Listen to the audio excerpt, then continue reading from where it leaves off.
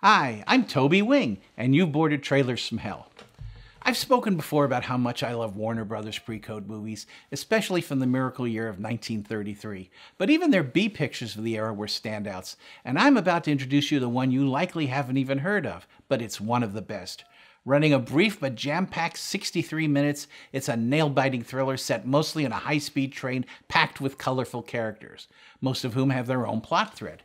But what makes it particularly cool is that there are no real stars in the cast. Instead, it's as if JL rounded up a bunch of second leads and character actors, tossed them the keys, and said, "Go ahead, this one's all yours." And boy, do they make the most of it. So stow your baggage, because you're about to take a smooth ride on the Silk Express.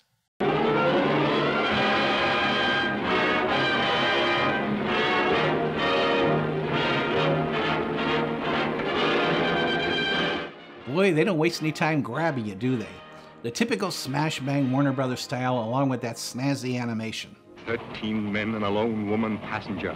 Among them a master criminal desperately trying to delay the Silk Express. The constant rhythm of the train keeps your blood pumping, just as it does in the movie itself. And even the narrator sounds like he's chugged a few of whatever passed for Red Bull in 1933. Because they have no real stars to sell, they push the action, although it's not quite as frenetic as it would appear here. Essentially, the train has 72 hours max to get from Seattle to New York. And naturally, there are all sorts of evildoers who will stop at nothing to keep that from happening. Interestingly, they're giving Guy Kibbe a lot of footage here, as he was one of the more familiar faces, but not so much to Neil Hamilton, who at least had had some leads under his belt. Someone left this car, got into that compartment, and killed Clark. Now who? They're coming to a tunnel. Everybody stay where you are. Don't move. Well, of course there's a tunnel and everything goes black. What kind of train movie wouldn't have a tunnel and everything goes black?